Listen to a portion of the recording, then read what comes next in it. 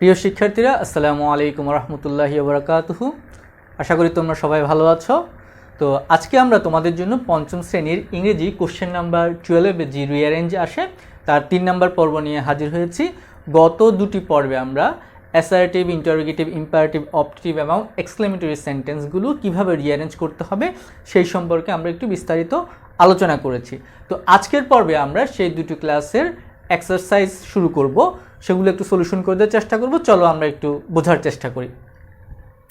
তো শিক্ষার্থীরা, তোমাদের সামনে স্ট্রাকচারগুলো আগে আলোচনা করা হয়েছিল, তো তোমাদের বোঝার সুবিধার্থে সেগুলো আমি এখানে লিখলাম। দেখো, শুরুতেই অ্যাসার্টিভ সেন্টেন্সে আমরা একটি মাত্র স্ট্রাকচারের সাহায্যে আলোচনা করেছিলাম, বলেছিলাম যে এই একটি মাত্র স্ট্রাকচার দিয়ে আমরা সকল অ্যাসার্টিভ সেন্টেন্স রিঅ্যারেঞ্জ করতে পারবো। যেমন সাবজেক্ট, অক্সিলারি ভার্ব, যদি নেগেটিভ হয় সেক্ষেত্রে নট, তারপরে মেইন ভার্ব, অবজেক্ট বা এক্সটেনশন যা অতিরিক্ত অংশ থাকে সেগুলো লিখতে হবে। তো শিক্ষার্থীরা, আমরা এক্সারসাইজ 1-এর এক্সারসাইজগুলো একটু করার চেষ্টা করি। চলো, কিছু ওয়ার্ড আছে, আমরা দেখি day, it's, A, spring, beautiful.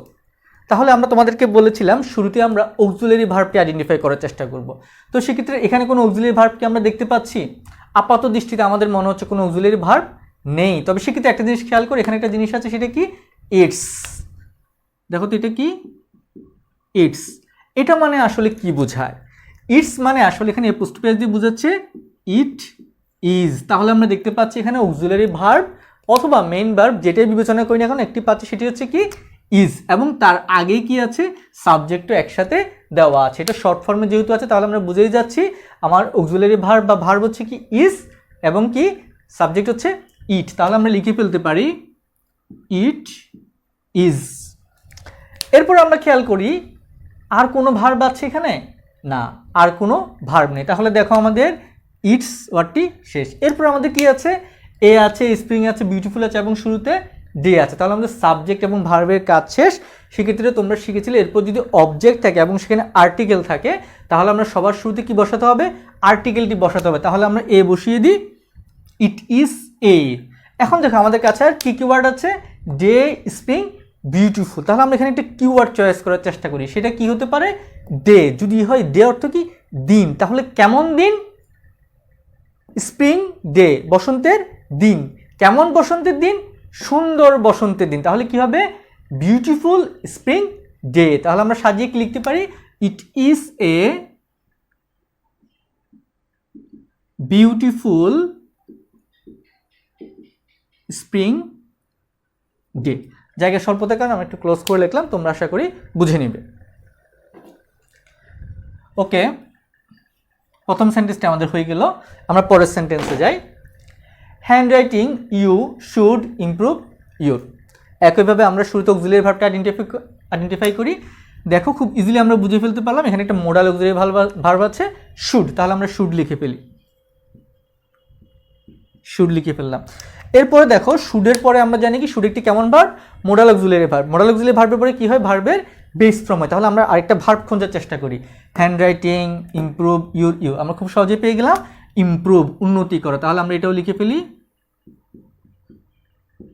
Okay, fine. তাহলে এখন আমাদের ভার্বটা আইডেন্টিফাই করা ইজি হয়ে গেল। আর কি কি আছে?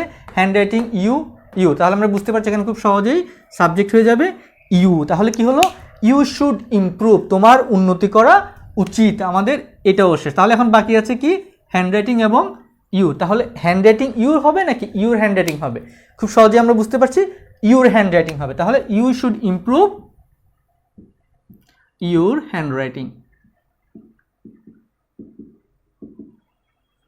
কিন্তু এভাবে আমাদের 2 নম্বর সেন্টেন্সটিও হয়ে গেল। চলো আমরা তৃতীয় সেন্টেন্সে যাই। Bangladesh many are places they are in interesting. শুরুতে আমরা তাহলে একইভাবে দেখি কোনো অক্সিলারি ভার্ব আছে কি না? আছে। তাহলে আমরা আর, এই যে দেখো অক্সিলারি ভার্ব হচ্ছে আর, আমরা আরটা বসিয়ে দিই, আর। এরপরে দেখো এখন কি কি পাচ্ছি আমরা? Bangladesh, many, places, they are in interesting.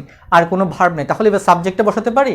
পারি। সাবজেক্টে কি হতে পারে? তাহলে দেখো এখানে খেয়াল করো, আমরা দেয়ারকে সাবজেক্ট করতে পারি। ওকে, ফাইন।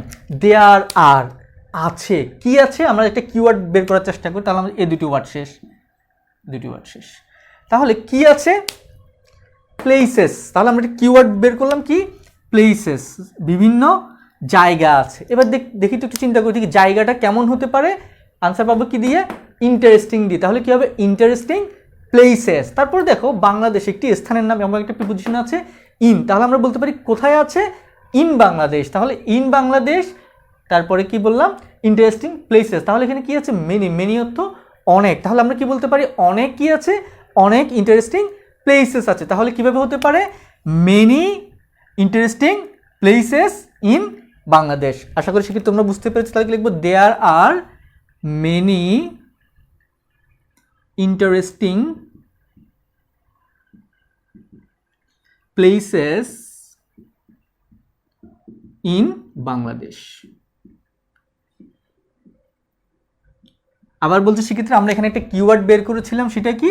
সেটা হচ্ছে প্লেসেস। তারপর আমরা বলেছিলাম কেমন প্লেসেস হতে পারে? ইন্টারেস্টিং প্লেসেস, আনন্দদায়ক, মজাদার বা ঘুরতে ভালো লাগবে এমন। কতগুলো সংখ্যা আছে? অনেকগুলো আছে, যেন বললাম মেনি। আরেকটা বিষয় দেখো, প্লেসেস যেহেতু বলা আছে আমরা বুঝতে পারছি অনেকগুলো। তারপরে দেখো আমাদের দুটো ওয়ার্ড বাকি ছিল, ইন এবং বাংলাদেশ। তাহলে আমরা খুব সহজেই বুঝে গেলাম ইন বাংলাদেশ হবে। আশা করি তোমরা বুঝতে পেরেছো। ওকে, আমরা পরের এক্সাম্পলে যাই। 4 number, some it to food body energy give your. বেশ কয়েকটি ওয়ার্ড আছে, সেক্ষেত্রে খেয়াল করো আমরা এখানে সাবজেক্ট হিসেবে সরাসরি বসাতে পারি এরকম কোনো সাবজেক্টও আমরা দেখছি না এবং কোনো অক্সিলারি ভার্বও নেই। তাহলে সেন্টেন্সটি কী হতে পারে? আমাদের বিকল্প কিছু চিন্তা করতে হবে।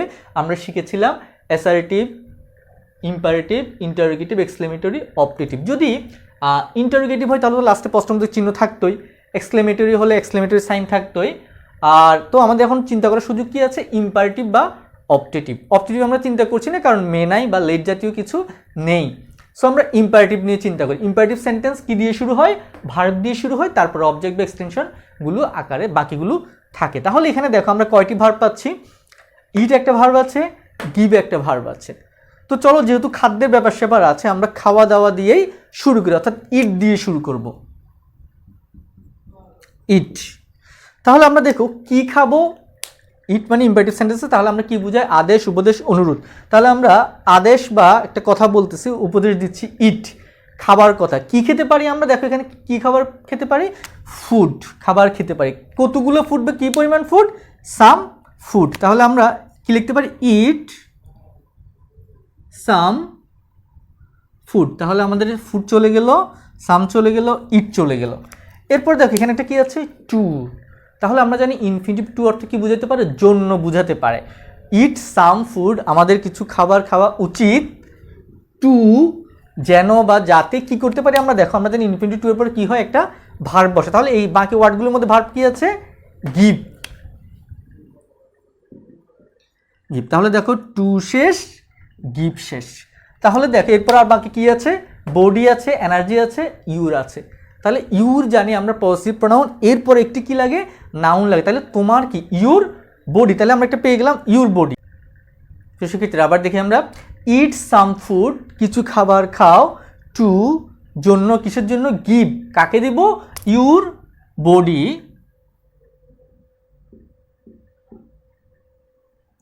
আমাদের শরীরকে কি দিব?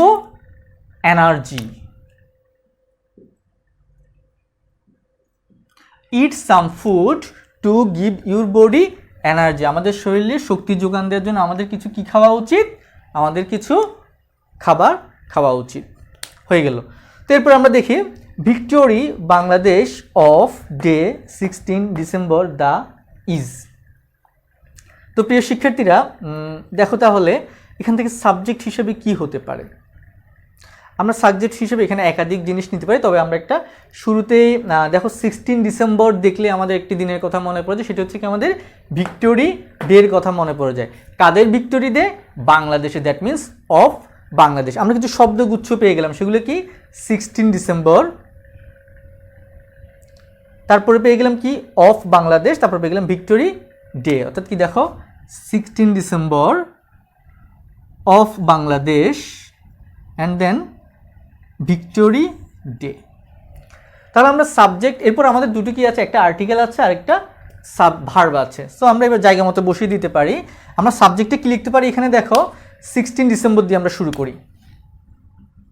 16 ডিসেম্বর, দেখো এটা সাবজেক্ট হিসেবে নেওয়ার পর এরপর আমাদের কি আসবে? ভার্ব আসবে। 16 ডিসেম্বর ইজ এরপর দেখো অবজেক্টে যদি শুরুতে আমাদের কোনো আর্টিকেল থাকে তাহলে সেই আর্টিকেলটা অবজেক্টে কোথায় বসে? শুরুতেই বসে। 16 ডিসেম্বর ইজ দা। এরপর দেখো এটা আমাদের কি? বিজয়ের দিন, তাহলে ভিক্টোরি ডে।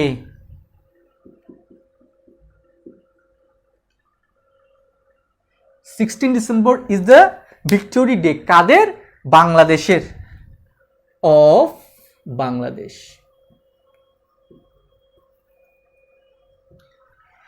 এই হলো আমাদের এই সেন্টেন্সটির রিঅ্যারেঞ্জ। তো সেক্ষেত্রে এটাকে আমরা আরেকটু ভিন্নভাবেও করতে পারি। আমরা এখানে দ্য ভিক্টোরি ডে এটাকেও সাবজেক্ট হিসেবে বিবেচনা করতে পারি। তখন আমাদের সেন্টেন্সটি কি হবে একটু খেয়াল করো। The victory day of Bangladesh. কি লিখলাম? The victory day of Bangladesh, বাংলাদেশের বিজয়ের দিন ইজ হলো কোনটি? তাহলে এবার সাবজেক্টটাকে লিখে দিই আমরা লাস্টে 16 ডিসেম্বর। দুভাবেই আমরা সেন্টেন্সটি কারেক্টলি লিখতে পারি। তো সেক্ষেত্রে খেয়াল করো, আমরা এটাকে যে কোনো একভাবে করলেই হবে। আমরা 16 ডিসেম্বরকে সাবজেক্ট ধরেও করতে পারি, অথবা the victory day of Bangladesh, বাংলাদেশের বিজয়ের দিন ইজ 16 ডিসেম্বর, এভাবেও করতে পারি। তো এখানে দায়ের ব্যবহার সেক্ষেত্রে দেখো, দা যখন অবজেক্টে বসছিল তখন অবজেক্টের শুরুতে, আবার যখন সাবজেক্ট হয় তখন সাবজেক্টের শুরুতেই বসলো। তো এভাবে আমরা কি করলাম? এই 5টি সেন্টেন্স রিঅ্যারেঞ্জ করলাম। প্রিয় শিক্ষার্থীরা, এখন আমরা দেখি বেশ বড় একটি sentence. A how candles the is depends number on old of child. বিশাল বড় একটা সেন্টেন্স। এটা অত্যন্ত গুরুত্বপূর্ণ এবং একটি ব্যতিক্রমী সেন্টেন্স। আমরা একটু ভালোভাবে বোঝার চেষ্টা করি।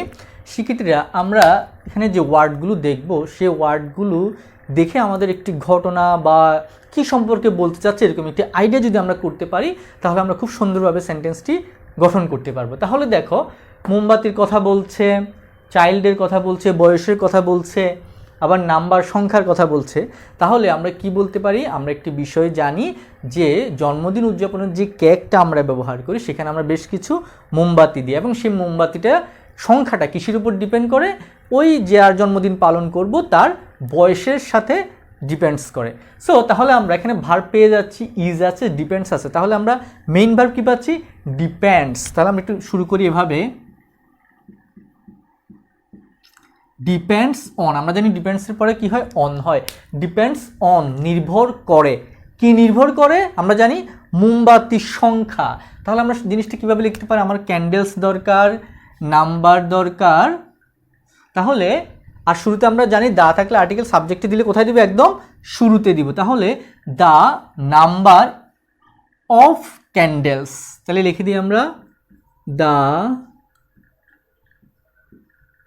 numbers of candles, the number of candles depends on, নির্ভর করে কিসের উপর? বয়সের উপর। তাহলে দেখো, এবার আমাদের এগুলো শেষ, আমরা ক্রস দিয়ে দিই, অবশেষ, অনশেষ। তাহলে আমাদের আছে হাউ এ ইজ, এখানে আছে ওল্ড চাইল্ড। তাহলে আমরা একটু গুচ্ছ গুচ্ছ করে সাজানোর চেষ্টা করি। আমরা হাউ এর সাথে কি ব্যবহার করি? সাধারণত ওল্ড। হাউ ওল্ড, বয়স কত কার? A child. এবং লাস্টে সবচেয়ে যে অক্সিলারি ভার্বটা আছে সেটা বসিয়ে দিব। তাহলে কি লিখব? Depends on how old a child, এবং সবার লাস্টে ইজ। প্রিয় শিক্ষার্থীরা, তোমরা একটু এই অংশটুকু আলাদাভাবে, এই পুরো সাবজেক্টটাকে আলাদাভাবে মনে রাখতে হবে তোমাদের। তাহলে তোমাদের সেন্টেন্সটি রিঅ্যারেঞ্জ করা খুব ইজি হবে। তাহলে আমরা কীভাবে শুরু করলাম? ভার্ব থেকে শুরু করলাম। কীভাবে? ডিপেন্ডস অন, নির্ভর করে। কি নির্ভর করে? মোমবাতির সংখ্যা। সেটাকে আমরা কীভাবে লিখতে পারি? The number of candles. এরপরে বললাম ডিপেন্ডস অন, নির্ভর করে কিসের উপরে? How old a child is, একজন শিক্ষার্থীর বা একজন শিশুর বয়স কত। এই সেক্ষেত্রে একটু বড়, খুবই গুরুত্বপূর্ণ। আশা করি তোমরা এখন পারবে এটা। আমরা পরবর্তী সেন্টেন্সে যাই, দেখি। In, free, read, I, often, magazines, my, time, ইত্যাদি ইত্যাদি ইত্যাদি পেয়ে যাচ্ছি। তাহলে শুরুতে দেখি আমরা এখানে ভার্ব হওয়ার মতো কি আছে? একটি জিনিস আছে, রিড। আমরা লিখে ফেলি রিড। এরপর দেখো সাবজেক্ট হওয়ার মতো কি আছে? সাবজেক্ট হওয়ার মতো শুধুমাত্র আছে একটি আই, লিখলাম আই। এরপরে দেখো আই রিড, আমি পড়ি, কি পড়ি? আমরা সুন্দর একটা আনসার পাচ্ছি, magazines.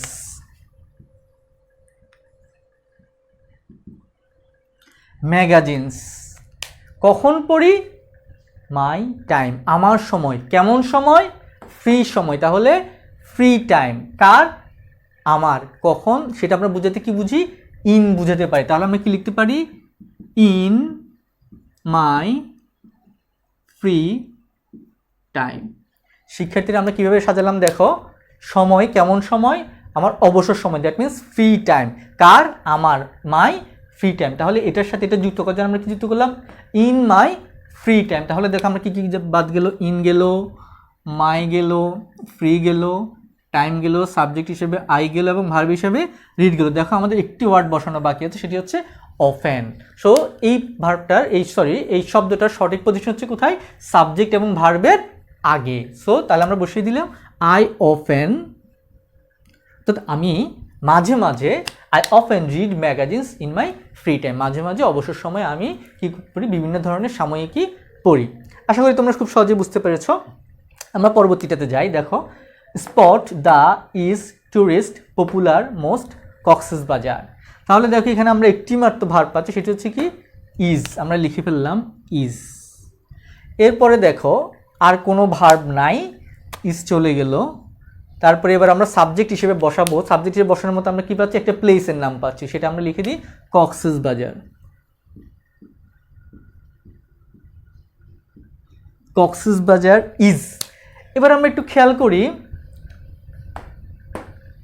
Spot, tourist, popular, most, এগুলোকে আমরা একটু, আমরা কক্সবাজারও শেষ, আমরা একটু লিঙ্ক আপ করার চেষ্টা করি, কিছু শব্দগুচ্ছ বানানোর চেষ্টা করি। পপুলারের সাথে মোস্ট একটা সম্পর্ক, সবচেয়ে বেশি জনপ্রিয়, মোস্ট পপুলার, এই দুইটার অর্ডারটা আমরা এভাবে বের করতে পারলাম। তারপর যদি আমরা একটু স্পট এবং ট্যুরিস্টের মধ্যে সম্পর্ক স্থাপন করতে পারি, স্পট মানে হচ্ছে স্ট্যান্ড, ট্যুরিস্ট মানে হচ্ছে পর্যটন, তাহলে কি হয়? স্পট ট্যুরিস্ট না, ট্যুরিস্ট স্পট। তাহলে ট্যুরিস্ট স্পট, আরও দুটো শব্দগুচ্ছ পেলাম। তাহলে এখানে পেলাম কি? মোস্ট পপুলার, আর এখানে পেলাম কি? Tourist spot. এবার দেখো একটা আর্টিকেল বাকি আছে শুধু দা। তো আমরা জানি যদি অবজেক্টের মধ্যে আর্টিকেল বসাতে হয় তাহলে সাধারণত অবজেক্টের শুরুতেই বসাতে হয়। তাহলে সাবজেক্ট, ভার্ব, এরপর অবজেক্টের শুরুতে আমরা কি বসালাম? দা। এখন দেখো আমরা কোন শব্দগুচ্ছকে আগে বসাবো, তাহলে দেখি ট্যুরিস্ট স্পট নাকি মোস্ট পপুলার। দেখো মোস্ট, সাধারণত আমরা জানি মোস্ট বা সুপারলেটিভ ডিগ্রিযুক্ত যে শব্দগুলো হয় তার আগে কি বসে? দা বসে। সেভাবে চিন্তা করলে আমরা কি বসাতে পারি? Most popular. তাহলে Cox's Bazar is the most popular.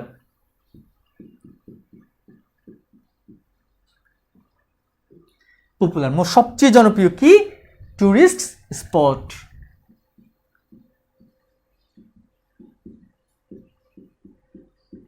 এ হচ্ছে এই সেন্টেন্সটির রিঅ্যারেঞ্জ। আশা করি তোমরা বুঝতে পেরেছ। আমরা পরেরটাতে যাই, দেখি কি কি ওয়ার্ড আছে। At home is a on Friday Sufia. তাহলে এখানে দেখো খুব সহজে আমরা একটা ভার্ব পেয়ে যাচ্ছি ইজ। তাহলে এবার আমরা যদি সাবজেক্ট হিসেবে দেখতে পাচ্ছি, খুব সহজ একটি সাবজেক্ট আছে সুফিয়া। সুফিয়া ইজ, সুফিয়া হয় বা সুফিয়া আছে, কোথায় আছে? আমরা খুব সুন্দর একটা আনসার পাচ্ছি, অ্যাট হোম, বাসায় আছে। Sufia is at home. Sufia is at home. তাহলে কি আছে আমার? এ অন ফ্রাইডে। তাহলে আমরা কি লিখতে পারি? Sufia is at home A on Friday নাকি অন এ ফ্রাইডে? খুবই সহজে তোমরা বুঝতে পেরেছো, অন এ ফ্রাইডে। সাধারণত শুক্রবারে ছুটির দিনে সুফিয়া কোথায় থাকে? বাসায় থাকে। হয়ে গেল আমাদের রিঅ্যারেঞ্জ। লাস্ট ওয়ান দেখি আমরা কি আছে। English can speak she. খুবই সহজ, আমরা এখানে অক্সিলারি ভার্ব পাচ্ছি, ক্যান মডাল অক্সিলারি লিখে দিলাম ক্যান, তাহলে মডাল অক্সিলারির পরে একটা ভার্ব বসে, সেই ভার্বে পেয়ে যাচ্ছি স্পিক। এরপর সাবজেক্ট হিসেবে কি বসাবো? খুব সহজেই আছে, শি লিখে দিলাম। শি ক্যান স্পিক, কি বলতে পারে? ইংলিশ। তাহলে আমরা পেয়ে গেলাম কি? She can speak English. প্রিয় শিক্ষার্থীরা, এই ছিল আমাদের এক্সারসাইজ 1-এর সলিউশন। আশা করি তোমরা এগুলো বুঝতে পেরেছো এবং তোমরা নিজেরা খুব সুন্দরভাবে এগুলো সমাধান করতে পেরেছো। তো আজকের ক্লাস আমরা এখানেই শেষ করছি। তোমাদের দীর্ঘায়ু এবং সুস্থতা কামনা করছি। আসসালামু আলাইকুম রহমতুল্লাহি ওয়া বারাকাতুহু।